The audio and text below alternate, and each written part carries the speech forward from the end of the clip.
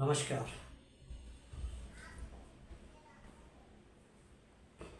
कैसे हैं आप?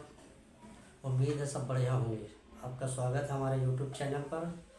और वीडियो बहुत अच्छी है और एक जाति विशेष के लिए है जो जिसका उत्पीड़न हुआ है, और आप लोगों से निवेदन है कि वीडियो के लास्ट तक बने रहें और जो जातिगत भेदभाव है उसे ख़त्म करने की आप सबसे अपील है और आपसे भाईचारा बनाए रखने की।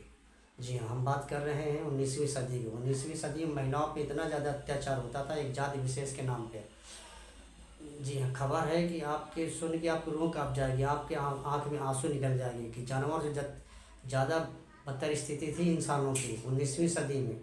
19वीं सदी में महिलाओं को स्तन ढकने का अधिकार नहीं था। जी हाँ, उनको कमर के ऊपर कपड़े पहनने का अधिकार नहीं था। ये प्रथा थी हमारे यहाँ पे। ये 4 अप्रैल 1987 को चेरथल गांव में नगेली का जन्म हुआ। केरल के श्रवणकोर के शासनकाल में महिलाओं को स्तन ढकने का अधिकार नहीं था। जो ढकेगा उसको टैक्स देना पड़ेगा। ये राजा का आदेश था, जिसको मूला कर्म कहते हैं। वो टैक्स मूला कर्म के नाम से जाना जाता था। वहाँ पे एक महिला थी नगेली ने इसका विरोध किया और बोली मैं टैक्स नहीं दूंगी। तो राजा का आदेश था, सबको मानना पड़ेगा।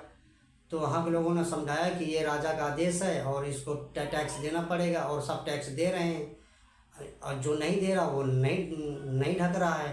तो नगेली ने इसका विद्रोह किया और बोली मैं टैक्स नहीं दूंगी। राजा के जो उस समय के अधिकारी थे वो राजा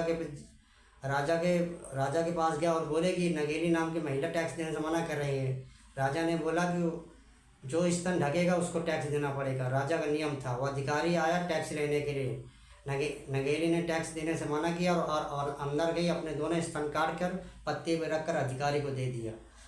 अधिक खून बहने की वजह से नगेली की मृत्यु हो गई और उसकी चिता में उसके पति कूद कर जान दे दिया। जी हाँ, उसके पति ने कूद कर जान दे दिया। वहाँ की जनता भड़क गई। वहाँ की जनता ने विद्रोह कर लिया और राजा के खिलाफ और जनता में काफ़ी ज़्यादा आक्रोश था।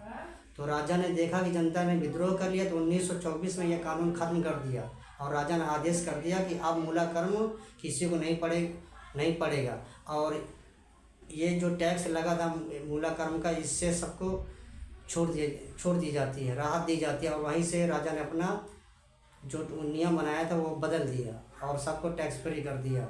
हमारे संविधान निर्माताओं ने इस चीज़ का ध्यान रखा और महिलाओं को जो हजारों साल से शोषण हो रहा था उसको ख़त्म कर दिया और संविधान में सबको बराबर का अधिकार दिया। महिलाओं को आगे बढ़ने और पुरुषों के बराबर साथ में रहने, काम करने और अन्य प्रकार की सुविधाओं से संविधान निर्माताओं ने उनका सम्मान किया।